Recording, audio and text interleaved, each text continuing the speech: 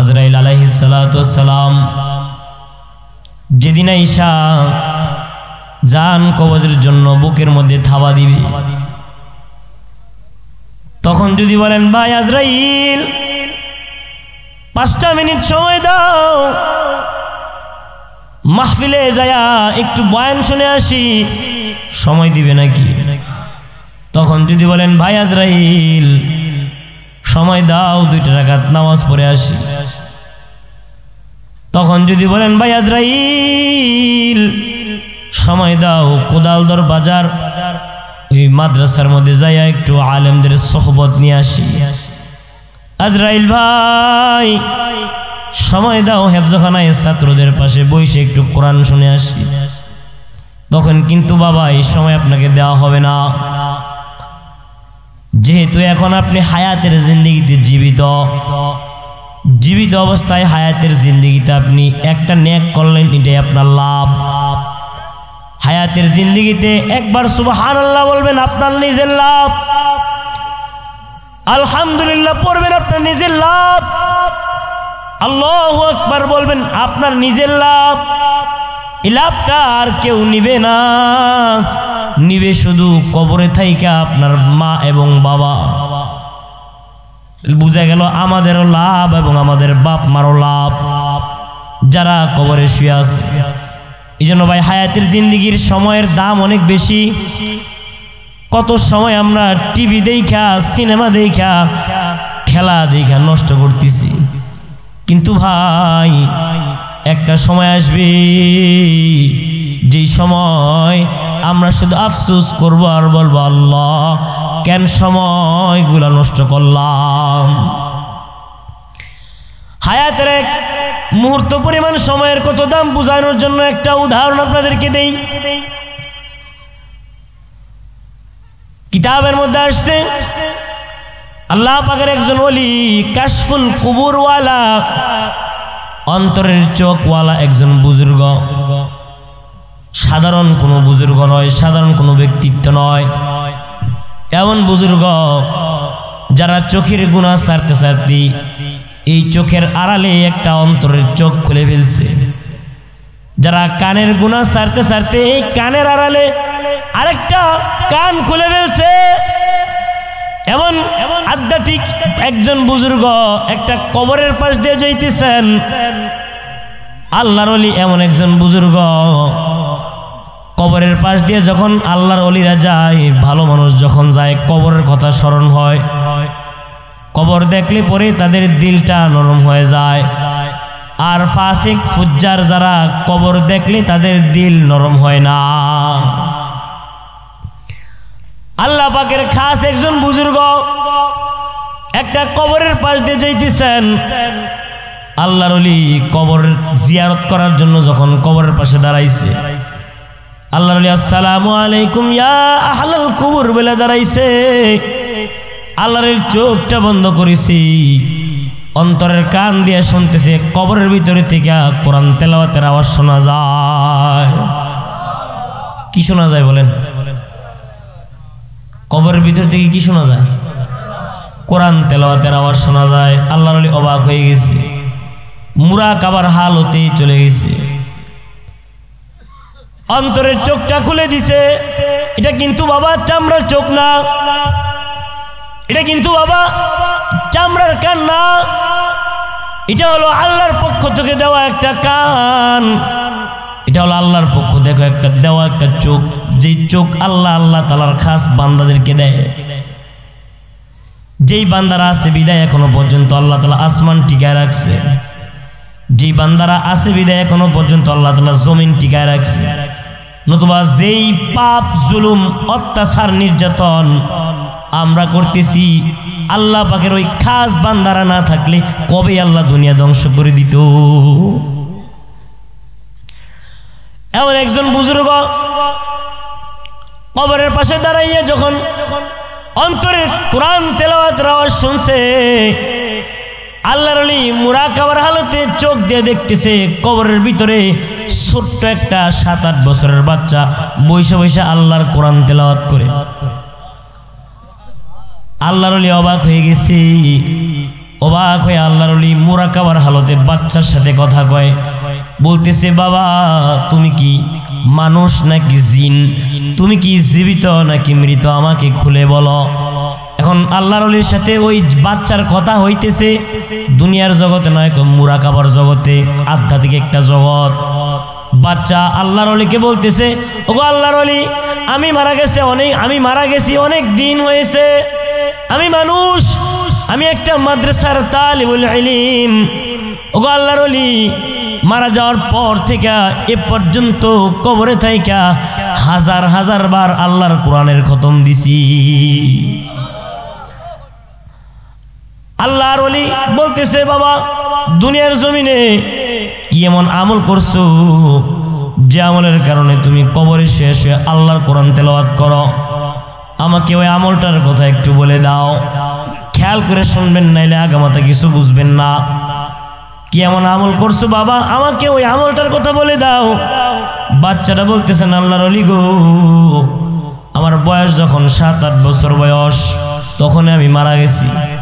আমি যখন আমার মায়ের গর্ভে ছিলাম রাত্রিবেলায় আমার মা এবং বাবা আমাকে পেটে রাইখা আল্লাহর কাছে দোয়া করেছে, আল্লাহ গর্ভে যে সন্তানটা আছে সন্তানটা যদি দুনিয়াতে আসে তারে আমরা কোরআনের হাফেজ বানাবো। যে কোদালদর বাজার আয়েশা আব্দুর রহিম কওমি মাদ্রাসার মতো একটা মাদ্রাসার মধ্যে ভর্তি করাইবি এমন নিয়ত বাপ মা করছে। এই জন্য বাপ মা সন্তান যদি গর্ভে আসে সাথে সাথে আল্লাহর কাছে নিয়ত করবে, আল্লাহ গর্ভের সন্তানটাকে আমি কোরআনের হাফেজ বানাবো, হাফেজা বানাবো। এই গর্ভের সন্তানটাকে জমানার আহমদ শফির মতো বানাবো, জমানার বাবুনগরীর মতো বানাবো। গর্ভের সন্তানটাকে জমানার মুফতি আমিনীর মতো বানাবো। আয় আল্লাহ গর্ভের সন্তানটাকে জমানার নূর হোসেন কাসিমির মতো বানাবো। গর্ভের সন্তানটাকে শাইখুল হাদিস আজিজুল হক রহমতুল্লাহ আলাইহির মতো বানাবো। গর্ভের সন্তানটাকে মজলুম আলেমে দ্বীন মামুনুল হকের মতো বানাবো। গর্ভের সন্তানটাকে জমানার বুজুর্গদের মতো বানাবো। এরকম নিয়ত বাপ মা যদি করে আল্লাহ তাআলা বাপ মার প্রতি খুশি হয়ে যায়। এই জন্য মা বোনেরা যারা গর্ভবতী আছেন বা সন্তান হবে আল্লাহর কাছে দোয়া করবেন, আল্লাহ গর্ভের সন্তানটাকে আপনি নেককার বানায় দিয়েন, জমানার বুজুর্গদের মতো বানায় দিয়েন। চিল্লায় পড়েন আমিন, জোরে পড়েন আমিন। বাচ্চা বলতেছে ওগো আল্লাহর ওলি আমার মা আমাকে গর্ভে রাইখা নিয়ত করেছি আয় আল্লাহ সন্তানটাকে কোরআনের হাফেজ বানাবো। আমি যখন দুনিয়াতে আসলাম পর্যায়ক্রমে 6 বছর বয়স যখন হয়েছে আমাকে আমার মা মাদ্রাসার মধ্যে ভর্তি করাই দিয়েছে। মাদ্রাসার মধ্যে গেলাম, কোরআন সবক নিলাম, আস্তে আস্তে আমি হেফজখানায় ভর্তি হইলাম। যখন নাকি 7-8 পারা মুখস্থ করলাম আমার একটা রোগ হয়েছে। ডাক্তার কবিরাজ দেখাইছে ওস্তাদেরা এবং বাপ মা, তারা বলতেছে বাচ্চাটার যে রোগ হয়েছে ভালো হবে না, বাড়িতে নিয়ে যান। আমি বাড়িতে গিয়ে দেখলাম আমার মায়ের মুখে কোনো হাসি নাই, আমার বাবার মুখে কোনো হাসি নাই। সন্তানের যদি কোনো রোগ হয় বাপ মার মুখে কোনো হাসি থাকে না। কি বলেন কথা ঠিক কিনা? এটা আর কেউ বুঝবে না, যারা বাপ মা হয়েছে তারা বুঝতে পারবে। সন্তানের যদি কোনো সামান্য থেকে সামান্যতম কোনো রোগ হয় মার মুখ থেকে হাসি হারায় যায়, বাবার মুখ থেকে হাসি হারায় যায়। কারণ মা বাবার জন্য, মা বাবার কলবের মধ্যে সন্তানের জন্য আল্লাহ তাআলা কুদরতি একটা মায়া দিয়া দিছে। কি বলেন কথা ঠিক কিনা? বাচ্চারা বলতেছে ওগো আল্লাহর ওলি আমি দেখলাম রাত্রিবেলায় আমার মা হাসে না, আমার বাবাও হাসে না।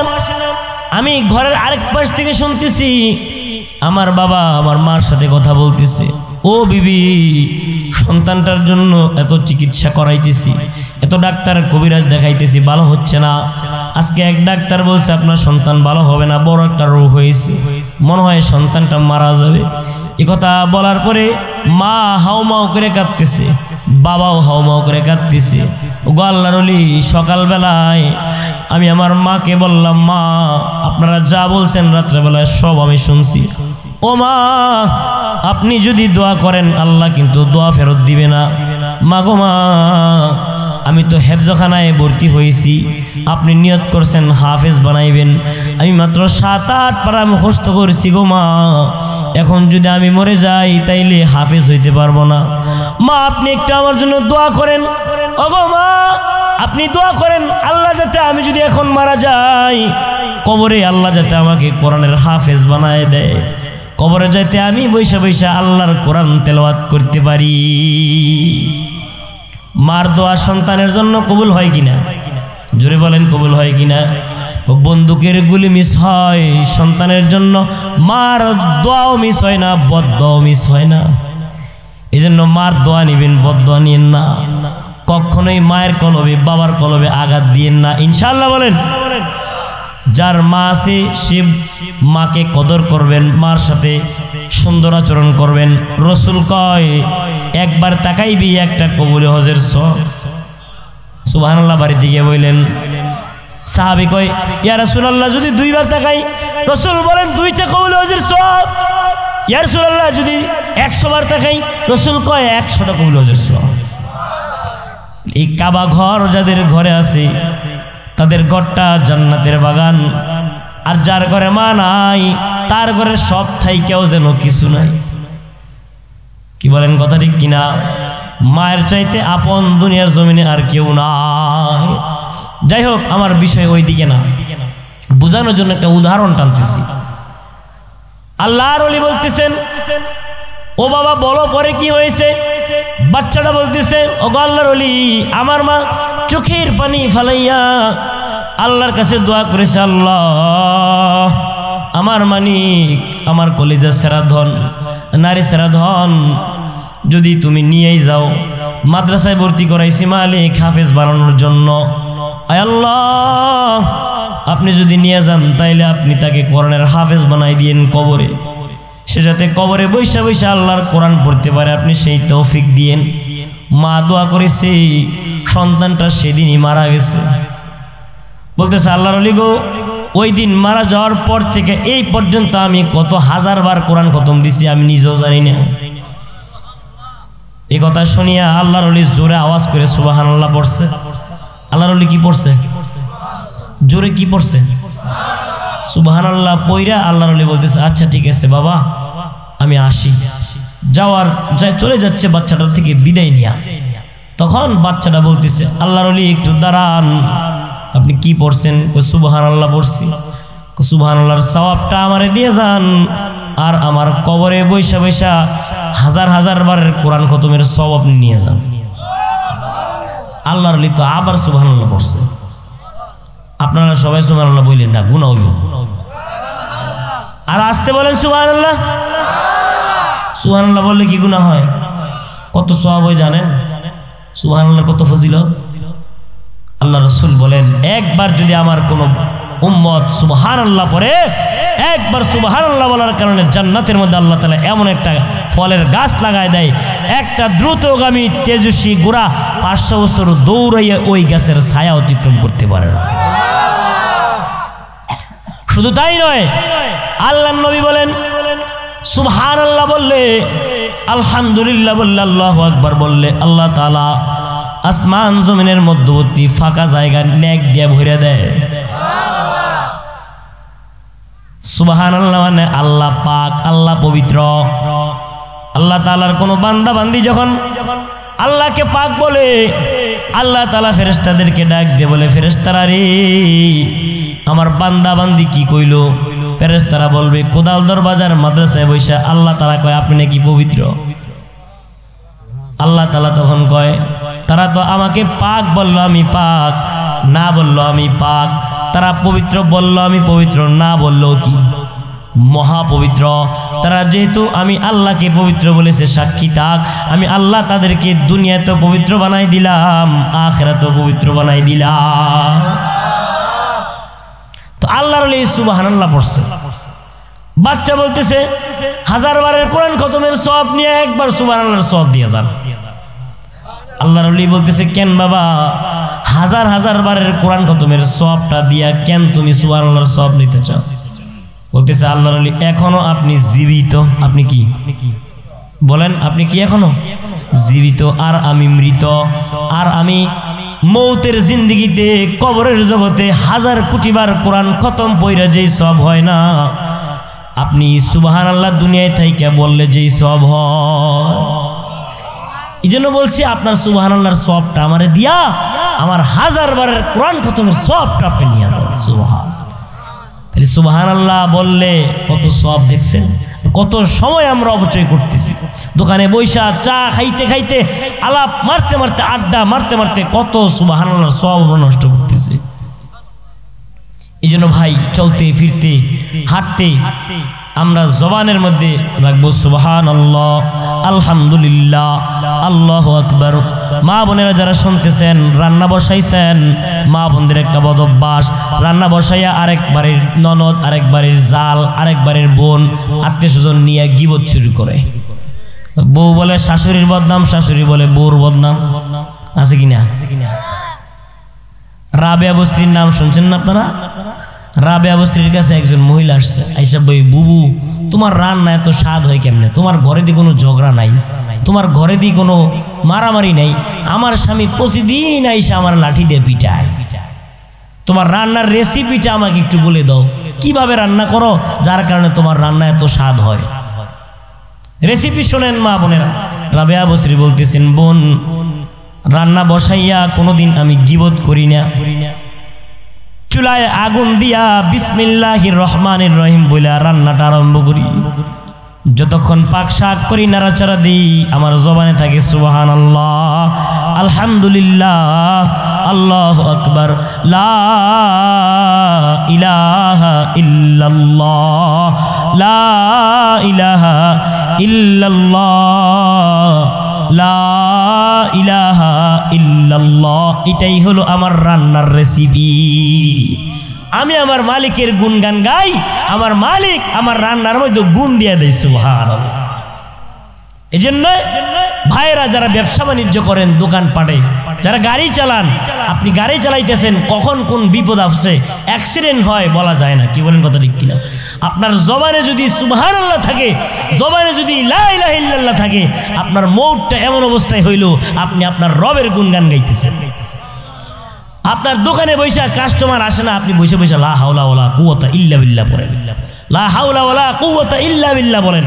মুহাদ্দিসগণ বলেন, কেউ যদি দোকানে বৈশা লা হাওলা ওয়ালা কুওয়াতা ইল্লা বিল্লাহ বেশি বেশি পড়ে, তার দোকানের মধ্যে আল্লাহ তাআলা কুদরতিভাবে বরকত দান করেন, ব্যবসার মধ্যে আল্লাহ তাআলা বরকত দান করেন। ব্যবসায়ী ভাইরা যারা শুনতেছেন, দোকানে বৈশা বৈশা কাস্টমার নাই, ব্যবসা মন্দা, কি বলবেন? জোরে বলেন, কি বলবেন? লা হাওলা ওয়ালা কুওয়াতা ইল্লা বিল্লাহ। সন্তানটা বিবাহ উপযুক্ত হয়েছে, ভালো পাত্রী পাইতেছেন না, বেশি বেশি পড়েন লা হাওলা ওয়ালা কুওয়াতা ইল্লা বিল্লাহ। মেয়েটা বিবাহ উপযুক্ত হয়েছে, পাত্রর ব্যবস্থা হয় না, বেশি বেশি পড়েন লা ইলাহা ইল্লাল্লাহ। আপনার একটা প্রয়োজন পড়েছে, আপনি মনে মনে বেশি বেশি নিয়ত করে লা হাওলা ওয়ালা কুওয়াতা ইল্লা বিল্লাহ পড়েন, তাসবিহ পড়েন, জিকির করেন। আল্লাহ তাআলা তাসবিহর কারণে, এই জিকিরের কারণে আপনার রিজিকের মধ্যে বরকত দিয়ে দিবে। দেওয়ার মালিক কে বলেন? জোরে বলেন কে? আপনারা কি আমার সাথে রাগ হইছেন? রাত্র বেশি হয়ে গেছে, তাড়াতাড়ি শেষ করে দিব, মনোযোগ দিয়ে শুনবেন তো। সরকারে দো আলম নবী সাল্লাল্লাহু আলাইহি ওয়াসাল্লাম যখন ফাতে মক্কা করলেন, মক্কা বিজয় করলেন, মক্কা বিজয় কইরা রাসূল সাল্লাল্লাহু আলাইহি সাল্লাম নিজের হাতের লাঠি দিয়া ইশারা করলেন, কাবার অভ্যন্তরীণ এলাকা থেকে রাসূল সবগুলো মূর্তি সরাইলেন, কাবার ভিতর থেকেও মূর্তিগুলা সরাইলেন। জমজম কূপের পানি দ্বারা আল্লাহ রাসূল সাহাবায়ে কেরামদেরকে নিয়ে কাবা ঘর পরিষ্কার করলেন, গোটা মক্কা দখল করলো। আল্লাহর নবী বললেন বিজয়ের আযান দেওয়ার জন্য। একজন এসে কয় আজকে বিজয়ের আযান আবু বকর সিদ্দিককে দিয়ে দেওয়া হোক, কিন্তু আল্লাহর নবী আবু বকরের প্রস্তাব গ্রহণ করলেন না। আরেকজন বলতেছে আজকে বিজয়ের আযান ওমর ইবনুল খাত্তাব দেখ, যে ওমরের ব্যাপারে আল্লাহর নবী বলেছেন লাউ কানা বাদি নাবিয়ান লাকানা ওমর, আমার পরে আল্লাহ যদি কাউরে নবী বানাইতো ওমরের আল্লাহ নবী বানাইতো, সুবহানাল্লাহ। কিন্তু আল্লাহর নবী ওমরের প্রস্তাব গ্রহণ করলেন না। আরেকজন বললেন জিন্নুরাইন, রাসূলের 2 মেয়ের জামাতা ওসমান আজকে আজান দিক, কিন্তু আল্লাহর নবী ওসমানের প্রস্তাব গ্রহণ করলেন না। আরেকজন বলল হযরত আলী কাররামাল্লাহু ওয়াজহু, যার শানে আল্লাহর নবী বলেছেন আনা মাদিনাতুল ইলমি ওয়া আলিয়ুন বাবুহা, আমি সেই শহর না ফাতেমার স্বামী হযরত হাসান এবং হুসাইন জান্নাতের যুবকদের সর্দার, তাদের পিতা। তারপর রাসূল আলীর প্রস্তাব গ্রহণ করলেন না। রাসূল বললেন আমার কালো বেলাল কোথায়? গোলামের বংশ বেলাল সেই ইথিওপিয়া থেকে হিজরত করিয়া মক্কা আসছে, মদিনায় আসছে। বেলালকে টানা ইসরা করেছে, বেলালকে ওই মক্কার জাহান্নামী মনিব উমাইয়া পাথর নিক্ষেপ করেছে, উত্তপ্ত মরুভূমির বালুর উপরে উলঙ্গ কইরা মন কি মন পাথর দিয়া বেলালের বুকের মধ্যে দিয়া শোয়া রাখছে। তারপরও বেলাল জবান দিয়া কয় আহাদ আহাদ।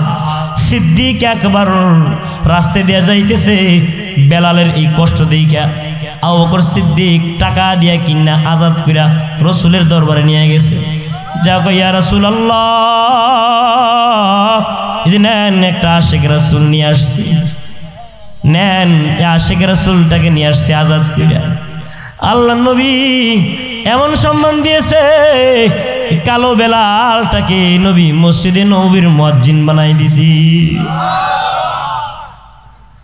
বুঝা গেল মানুষের সম্মান গুণের কারণে, কিসের কারণে? টাকার কারণে মানুষের সম্মান হয় না, সুন্দর চেহারার কারণে মানুষের সম্মান হয় না, প্রভাব প্রতিপত্তি ক্ষমতার কারণে সম্মান হয় না। কিছু মানুষ আছে দেখলে মানুষকে আসসালামু আলাইকুম ভাই কেমন আছেন, ভাই এক কাপ চা খান, ভাই আপনারা না দেখলে ভালো লাগে না, একটু আড়ালে যায় কয় বান্দির ভূতে মরেও না, আর ঠাড়াও পড়ে না, বলে কিনা? বুঝা গেল সম্মানটা তাকে দেয় না, সম্মান দেয় তার ক্ষমতাকে, সম্মান দেয় তার টাকাকে, সম্মান দেয় তার প্রভাব প্রতিপত্তিকে, তাকে কুত্তার চাইতে নিকৃষ্ট মনে করে। কারণ জানে তাকে তেল মালিশ না করলে সে কোন সময় কলমের খোসা দিয়ে তার সম্পদ নিয়ে যায়, তাকে তেল মালিশ না করলে কোন সময় তার নামে একটা মিথ্যা মামলা ঢুকায় দেয়, তাকে তেল মালিশ না করলে কোন সময় না তাকে কোন বিপদের মধ্যে ফালায় দেয়। সম্মান তাকে দেয় না, তার কানাকড়ি সম্মান মানুষের কাছে নাই। সম্মান তার প্রভাব প্রতিপত্তি, তার যশ খ্যাতি, তার পাওয়ারের, তার কোনো সম্মান নাই। গুণের ক্ষমতা, গুণের সম্মান, তো সেই সম্মানটা বেলালের ছিল, যার কারণে কালো বেলাল মক্কার কাফেররা তাকে দেখলে থুতু নিক্ষেপ করতো। নাউজুবিল্লাহ। মক্কার কাফেররা কাউয়ার ঘরের কাউয়া বলতো, ভাদাইমা বলতে। আল্লাহর নবী ওই কালো বেলালের নাম ঘোষণা করলেন, আমার কালো বেলাল কোথায়? আশিক রাসূল বেলাল সামনে আসলেন, আল্লাহর নবী বললেন বেলাল কাবার ছাদে উঠো, আজান দাও। বেলাল যখন আজান দেওয়া আরম্ভ করেছে, আল্লাহু আকবার আল্লাহু আকবার আল্লাহু আকবার আল্লাহু আকবার। বেলাল আজান দেয়, আজানের মধ্যে রূহ আছে, কি আছে? রূহ আছে। এখনকার মুয়াজ্জিনেরা আজান দেয়, আজানের মধ্যে রূহ নাই, কি নাই? বেলালের আজানের মধ্যে রূহ ছিল, আত্মা ছিল। মুহাদ্দিসরা কয় মাইক ছাড়া বেলাল আজান দেয়, মাইক ছাড়া 1450 মাইল দূরে আওয়াজ চলে যায়। আর এখন ডিজিটাল সাউন্ড সিস্টেম দিয়ে আজান দেয়, কয় মাইল দূরে যাবে? আল্লাহু আকবার। আরে শুধু দুনিয়ার মধ্যে যায় তা নয়, বেলাল দুনিয়াতে আজান দেয়, বেলালের আজানের আওয়াজ আল্লাহ পাক রব্বুল আলামিন 7 আসমানের উপরে বাইতুল মামুরে পৌঁছায় দেয়। ফেরেশতারা ওখানে তার আজান শুনে নামাজ পড়ে। কালো লোকটার পাওয়ার কত বেশি! আল্লাহর নবী সাল্লাল্লাহু আলাইহি ওয়াসাল্লাম বেলাল হাবশী রাদিয়াল্লাহু তাআলা আনহু তাকে যখন বললেন আজান দেওয়ার জন্য, বেলাল কাবার ছাদে উঠলেন, আজান দিলেন। বেলালের আজানের আওয়াজ শুনিয়া মক্কার বড় বড় কয়েকজন কাফের, তাদের মধ্যে আবু সুফিয়ানও আছে, তখনও মুসলমান হয় নাই। নবীজির একজন শ্বশুর উম্মে হাবিবা রাদিয়াল্লাহু তাআলা আনহার আব্বার নাম আবু সুফিয়ান, উম্মে হাবিবার আরেকটা নাম রামালা বিনতে আবু সুফিয়ান। আবু সুফিয়ান তখনও মুসলমান হয় নাই। আবু সুফিয়ানের কাছে আইসা আস ইবনে ওয়াইল এবং আরো বড় বড় কয়েকজন নেতা আইসা কয়, আবু সুফিয়ান, মুহাম্মদ এটা একটা কাজ করলো, নাউজুবিল্লাহ বলেন, একটা কাজ করলো, মক্কার কালা কাউয়া আজান দিতেছে, এটা দেখার আগে আমার বাপ যে মরেছে, আমার বাপের ভাগ্যটা বড় বালা। কি বলতেছে? এই কালা কাউয়া খাবার সাধু আজান দিতেছে, দেখার আগে আমার বাপ মারা গেছে, আমার বাবার ভাগ্যটা বড় ভালো। কত বড় অহংকার! আছে কিনা এরকম অহংকারী লোক? এক সময় ফকিন্নি ছিল, আঙ্গুল ফুলে কলা গাছ হয়েছে, নিম্ন শ্রেণীর লোকদেরকে মানুষই মনে করে না। আছে কিনা? অহংকার করিয়া ওই কাফের বলতেছে আমার বাবার ভাগ্যটা বড় ভালো, এরকম মন্তব্য করেছে বেলালকে নিয়ে। আবু সুফিয়ানকে বলে, আবু সুফিয়ান তুমি কিছু কও এই বিষয়ে। আবু সুফিয়ান বলে, আমি কিছু কব না, আমি যদি কিছু কই মোহাম্মদের আল্লাহ আবার মোহাম্মদের জানাই দিব। সাথে সাথে আল্লাহ পাক রব্বুল আলামিন হযরত বেলালের শানে সূরা হুজরাতের আয়াত দিয়া পড়াই দিয়েছে। সুবহানাল্লাহ। জিবরিল আমিন আয়েশা বলতেছে, ইয়া আইয়ুহান নাস, হে দুনিয়ার মানুষেরা, ইন্না খলাকনাকুম মিন যাকারিন ওয়া উনসা, নিশ্চয়ই আমি আল্লাহ তাআলা তোমাদেরকে বানাইছি একটা পুরুষ আর একটা নারী থেকে। সেই পুরুষটা পয়গম্বর আদম, নারীটা এবং মা হাওয়া। কি বলেন? একটা পুরুষ এবং একটা নারী থেকে আল্লাহ তাআলা আমাদেরকে বানাইছে। সেই অস্তিত্বটা মনে করিয়ে দেওয়ার জন্য আল্লাহ তাআলা কয়, এই দুনিয়ার মানুষেরা যারা টাকার অহংকার করো, সম্পদের অহংকার করো, বড়ত্ব দেখাও, সবাইকে উদ্দেশ্য করে আল্লাহ পাক রব্বুল আলামিন বলতেছে, ইয়া আইয়ুহান নাস, ও দুনিয়ার মানুষেরা, ইন্না খলাকনাকুম মিন যাকারিন ওয়া উনসা, আমি আল্লাহ পাক রব্বুল আলামিন তোমাদেরকে একটা পুরুষ একটা নারী থেকে বানাইছি। ওয়া জাআলনাকুম শুউবান ওয়া কাবাইল, এবং বানাইয়া আমি আল্লাহ তাআলা এক একজনরে এক এক গোত্রে এক এক বংশে ভাগ ভাগ করে দিছি। কাউরে বানাইছি কালো, কাউরে বানাইছি সাদা, কাউরে সৈয়দ বংশ, কাউরে অমুক বংশ। কি বলেন? এক একজনরে এক এক বংশ দিছি। কাউরে আমি আল্লাহ ধনী বানাইছি, কাউরে আমি আল্লাহ তাআলা ফকির বানাইছি, কাউরে রাজা বানাইছি, কাউরে ফকির বানাইছি, কাউরে কালো বানাইছি, কাউরে ধলা বানাইছি, কাউরে আমি আল্লাহ তাআলা লম্বা বানাইছি, কাউরে খাটো বানাইছি। এক একজনরে এক এক রকমের বানাইছি, এক একজনরে এক এক রকমের সম্মান দিছি। কাউরে আলেম বানাইছি, কাউরে জালেম বানাইছি, কাউরে তালিবুল আলেম বানাইছি, কাউরে আমি আবার অসম্মানিত করছি। কেন বানাইছি? একজনের উপর আরেকজন অহংকার করবে এই জন্য না। যে কালো সে অহংকার করতে পারবে না, যে সুন্দর সে অহংকার করতে পারবে না, যে ধনী সে অহংকার করতে পারবে না, যার ক্ষমতা আছে সে অহংকার করতে পারবে না, ক্ষমতা নাই তার উপরে। এই জন্য আল্লাহ কয়, ওয়াজআলনাকুম শুউবান ওয়া কাবাইল, বিভিন্ন গোত্রে বিভিন্ন শাখায় শাখায় আমি আল্লাহ তোমাদেরকে ভাগ ভাগ করে দিয়েছি। অহংকার করার জন্য না, লিতাআরাফু, কেবলমাত্র পরিচয় লাভ করার জন্য। কিসের জন্য? একটা পরিচয়ের জন্য দিছি, অহংকার করার জন্য দিই নাই। তুমি কোটি কোটি টাকার মালিক, আরেকজনকে তুমি ফকিন্নি বলে গালি দিবা এই জন্য না। তুমি একজন কোটি টাকার মালিক, লাখপতি, তুমি একজন রিক্সাওয়ালাকে দেইখা এই ওটা দিকে মন চাইলো একটা ধমক দিলা, মন চাইলো একটা চোর দিলা, এই জন্য। এরকম স্বভাব আমাদের মধ্যে আছে কিনা? হ্যাঁ, এই রিক্সাওয়ালা দিকে। আপনি যদি একটা রিক্সাওয়ালা কিভাবে ডাক দেন, আসসালামু আলাইকুম ভাই, আসো ওই গোপালপুর বাজার যাইবা, ভাই কোদালদর বাজার থেকে অমুক জায়গায় যাইবা, তুমি যদি তাকে সালাম দিয়ে বলো, বলার সাথে সাথে সে মন থেকে তোমার জন্য দোয়া দিবে। তাকে তুমি একবেলা খাওয়াও নাই, একবেলা খাওয়াও না, একটা চা পানো খাওয়াও নাই, মারা যাওয়ার পরে সে লোকটা আল্লাহর কাছে এমনি দোয়া করবে, বলবে আল্লাহ লোকটা ভালো ছিল, আল্লাহ লোকটার ব্যবহার অনেক ভালো ছিল। এই যে সে বলছে আল্লাহ লোকটা ভালো ছিল, তার এই ভালো ছিল বলাটা তোমার জন্য বড় একটা দোয়া হয়ে গেছে। ফেরেশতা বলবে, দেখ আল্লাহর বান্দা দুনিয়াতে কত ভালো ছিল, মানুষ তাকে ভালো বলতেছে, তেমন নেক আমল ভালো করতে পারে নাই, তেমন নামাজ রোজা করতে পারে নাই, তেমন দান করতে পারে নাই, কিন্তু তার ব্যবহার অনেক ভালো ছিল, মানুষ তার জন্য এখনো দোয়া করতেছে, এই তার কবরের মধ্যে আর আযাব দিস না। পক্ষান্তরে যদি এমন হয় নামাজ পড়তে পড়তে কপাল কালো বানায় ফেলছে, যাকাত দিতে দিতে বড় দানবীর হয়ে গেছে, হজ করতে করতে বড় হাজি আর পাজি হয়ে গেছে, কিন্তু মানুষের সাথে এমন ব্যবহার করে, তাকে দেখলে মানুষ সালাম দেয়, একটু সামনে গিয়ে তার জন্য বদদোয়া করে। একটু আগে বলছি বান্দির ভূতে মরেও না, এর উপরে ঠাড়াও পড়ে না। নিজের চোখে দেখছি লাশ নিয়ে যাইতেছে, লোকটা নামাজি ছিল, হাজি ছিল, কোটি টাকার মালিক ছিল, লাশ নিয়ে যাইতেছে, তার কর্মচারীরা, তার এলাকার যুবক পোলাবেন বলতেছে, যেই জ্বালান জ্বালাইছে, হ্যাঁ মরছে, ভালো হয়েছে। লাশ নিয়ে যাইতেছে, জানাজা পড়তে যাইতেছে, আর এই কথা বলতেছে, নিজের চোখ কানে শুনছি। এই যে লোকটা এত নামাজ কি কাজ লাগছে বলে, এই হজ করে কি কাজে লাগছে, এত সাদকা করে কি কাজে লাগছে। চাই সে বড় আলেম হোক, ভিতরে যদি অহংকার থাকে, যদি মনে করে আমি এই হয়ে গেছি, আমি সেই হয়ে গেছি, তুমি আল্লাহর দরবারে কিচ্ছু হও নাই। কি বলেন কথা ঠিক কিনা?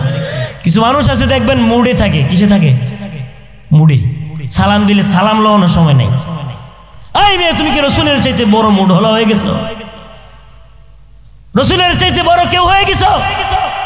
সালাম দিলে সালামটা পর্যন্ত নেয় না। আসসালামু আলাইকুম, হুজুর কেমন আছেন? কথা বলার সময় নেই।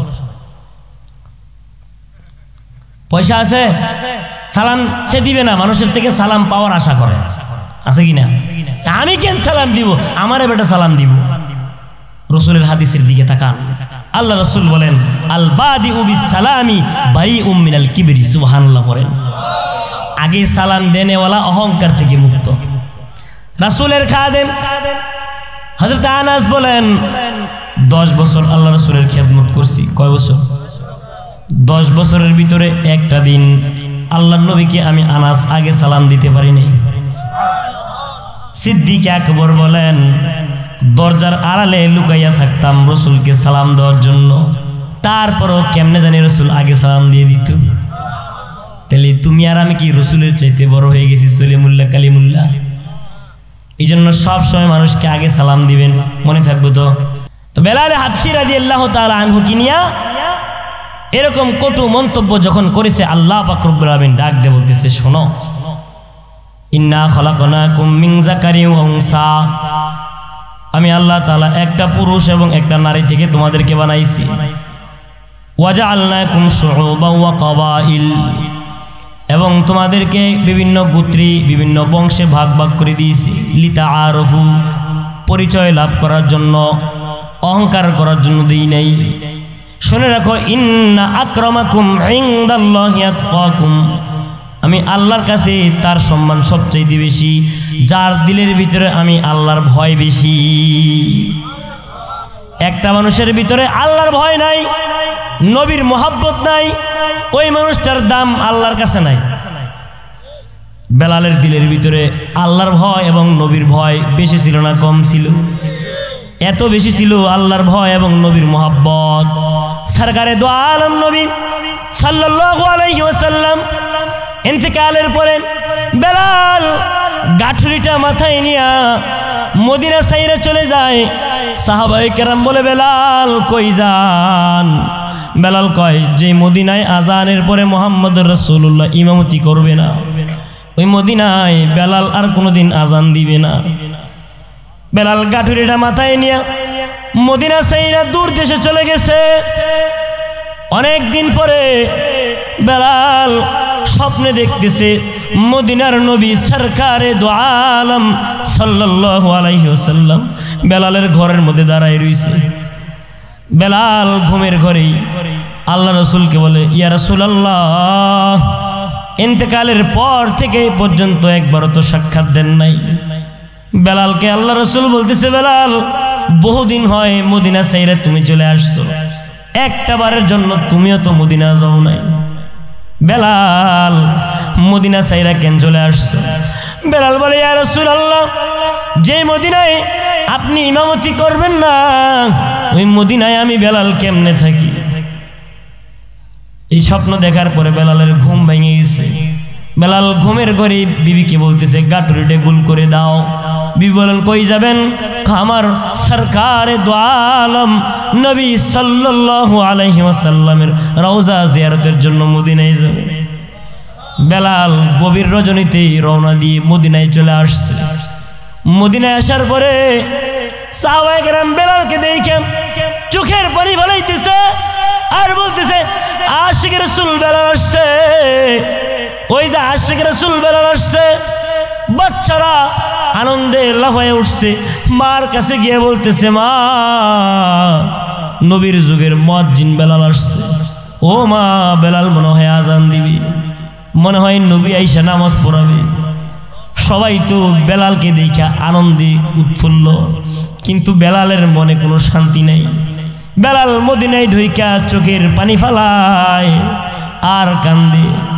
মদিনায় সীমানা ঢুকার পরে সাহাবায়ে কেরাম বেলালের সাথে মুসাফা করতেছে, সাহাবায়ে কেরাম কথাবার্তা বলতেছে।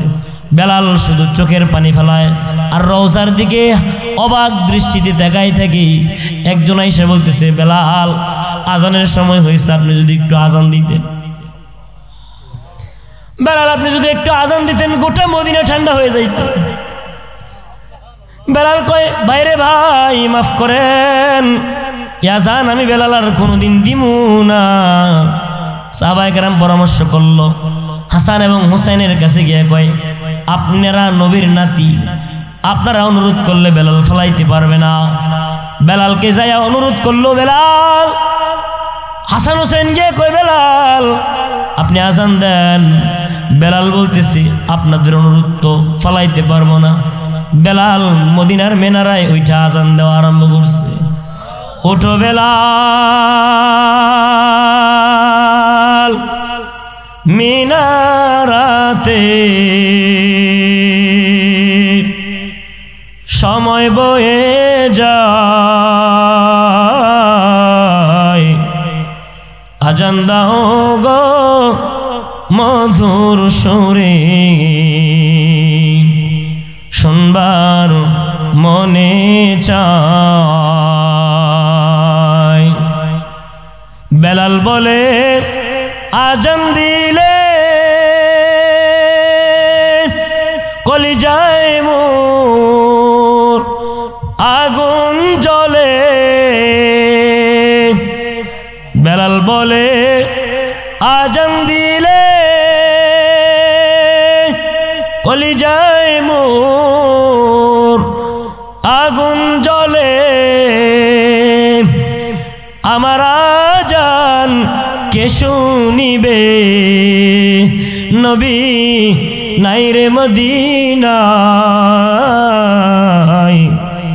আজান দাও গো মধুর সুরে, শুনবার মনে চায়। লোকে বলে দাও গো আজান, ঠান্ডা হবে তামাম জাহান, তোমার আজান শুনলে পরে ঘুম ভাঙিয়া যায়। আজান দাও গো মধুর সুরে, শুনবার মনে চায়। হাসান হুসাইনের অনুরোধে উঠে বিলাল মিনারাতে, মুহাম্মদ নাম বলার সাথে বেলাল বেহুশ হয়ে যায়। আজান দাও গো মধুর সুরে, শুনবার মনে চায়। হযরত বেলাল যখন আজান দেওয়া আরম্ভ করেছেন, আশহাদু আন্না মুহাম্মাদার রাসূলুল্লাহ পড়বে, নবীর নাম আসার সাথে সাথে বেলাল বেহুশ হয়ে গেছে। একে বলা হয় আশিক রাসূল। এখন কিছু আশিক রাসূল আছে দেয়ালের মধ্যে লেখে বিশ্ব আশিক রাসূল। কিছু আশিক রাসূল আছে শুধু জিলাপি খায়, মিলাদ পড়ে, কিন্তু নবীর অসম্মান যখন হয়, যখন নবীর ইজ্জতে আঘাত আসে, তখন দেখা যায় মাদ্রাসার ছাত্ররা ঝাঁপায় পড়ে, তখন দেখা যায় তাওহীদি আশিক রাসূল, প্রকৃত আশিক রাসূলরা ঝাঁপায় পড়ে। ওই সমস্ত বেদাতীদেরকে টর্চ মাইরাও বিচেরা পাওয়া যায় না। কি বলেন কথা ঠিক কিনা? তো বেলাল ছিল প্রকৃত আশিক রাসূল। এই জন্যে বেলাল রাদিয়াল্লাহু তাআলা আনহুর শানে আল্লাহ পাক রব্বুল আলামিন এই আয়াত নাযিল করে জানাই দিয়েছে, শোনো, ইন্না আকরামাকুম ইনদাল্লাহি আতকাকুম, নিশ্চয়ই আমি আল্লাহ পাকের কাছে তার দাম সবচেয়ে বেশি যার দিলের ভিতরে আল্লাহর ভয় বেশি। এই জন্য ভাই, আল্লাহর কাছে দামি হইতে গেলে আল্লাহর ভয় কলবের ভিতরে ঢুকাইতে হবে, তাকওয়াওয়ালা হতে হবে। কারণ আল্লাহর কাছে সুন্দর চেহারার দাম নাই। রাসূল বলেন, ইন্নাল্লাহা লা ইয়ানজুরু ইলা সুওয়ারিকুম ওয়া আমওয়ালিকুম, নিশ্চয় আল্লাহ তাআলা তোমাদের চেহারা সুরতের দিকে তাকায় না, তোমাদের ধন সম্পদের দিকেও তাকায় না। ওয়ালাকিন ইয়ানজুরু ইলা কুলুবিকুম ওয়া আমালিকুম, আল্লাহ তাআলা তাকায় থাকে তোমাদের কলবের দিকে এবং আমলের দিকে। সুবহানাল্লাহ। এজন্য এই কলবটাকে ঠিক করতে হবে কিনা, আমলকে ঠিক করতে হবে কিনা, তাকওয়াওয়ালা হতে হবে কিনা। তাকওয়া কাকে বলা হয়? আল্লাহর ভয়। আপনি যে কোনো কাজকর্ম করেন না কেন, এই কাজের ভিতরে মনে মনে এই খেয়াল রাখবেন, আমি এই কাজ করতেছি, আমার আল্লাহ তো আমাকে দেখতেছে। গুনাহ করবেন, গুনাহ করার সময় আপনি মনে মনে খেয়াল করবেন, এই পাপ আমি করতেছি, আমার আল্লাহ তো আমাকে দেখতেছে। দুনিয়ার কেউ দেখে না, দুনিয়ার কেউ জানে না, কিন্তু দেখে কি, শোনে কি, জানে কি? আল্লাহ জানে কিনা, আল্লাহ দেখে কিনা? আপনি গুনাহ করতেছেন, দুনিয়ার সমস্ত দরজা বন্ধ, কিন্তু একটা দরওয়াজা ভাই খোলা, ওই দরওয়াজাটা দুনিয়ার কেউ বন্ধ করতে পারবে না। হাদিসের কিতাবের মধ্যে আসছে, রাবি বলেন, রাসূল একবার দুইবার নয় বহুবার আমাদেরকে হাদিস শোনাইছে। বনী ইসরায়েলের যুগের একজন ব্যক্তি প্রত্যেক দিন বিভিন্ন রকমের নারী আইনা বাড়িতে জেনা ব্যভিচার করত, নেশা করত। একদিন একজন মহিলাকে টাকা দিয়ে আনছে, ঘরের ভিতরে উলঙ্গ করেছে, জেনা ব্যভিচার করবি। ওই মহিলাটা বলতেছে, আমি তো অনেক আল্লাহকে ভয় করতেছি, দরজা জানলাগুলো সব কিছু বন্ধ করছে। লোকটা বলতেছি, সব তো দরজা বন্ধ, কার ভয় করতেছে তুমি? মহিলা বলে, ফাইনাল্লাহ, আমার আল্লাহ কই? সব তুমি বন্ধ করলো, আমার আল্লাহ কই? লোকটার কলবের মধ্যে এত একটা চোট লাগছে, যা তোরে মাফ করে দিলাম, দিল থেকে তওবা করছে। আল্লাহ তাআলা রাত্রে বেলায় তাকে নিয়ে গেছে।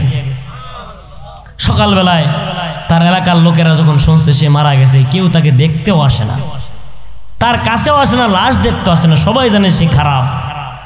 কিন্তু আল্লাহ পাক রব্বুল আলামিন জমানার পয়গম্বরকে ওহী নাযিল করে জানাই দিলেন, ওই লোকটার কাছে যান এবং তার জানাজার নামাজ আপনি পড়ান, কাফন দাফন করেন। তার দরজার মধ্যে লেখা উঠছে, আল্লাহ তারে মাফ করে দিয়েছে। আল্লাহর ভয়ে খাঁটি দিলে তওবা কইরা গুনাহ থেকে ফিরে গেছে। এই জন্য ভাই দোস্ত বুজুর্গ, এখনো পর্যন্ত সময় আছে, আল্লাহর ভয় কলবের মধ্যে ঢুকান, আল্লাহর কাছে তওবা করেন। আল্লাহ আমাকে মাফ করবে, আপনাকে মাফ করবে, মাফ করার জন্য উনি তৈয়ার। এই গভীর রজনীতে একটু পরে মোনাজাত হবে, খাঁটি দিলে আল্লাহর কাছে তওবা করে আল্লাহর ভয়টা দিলের ভিতরে ঢুকাইবেন, আল্লাহর কাছে মাফ চাইবেন, আল্লাহ আমাদের সবাইকে মাফ করে দেন।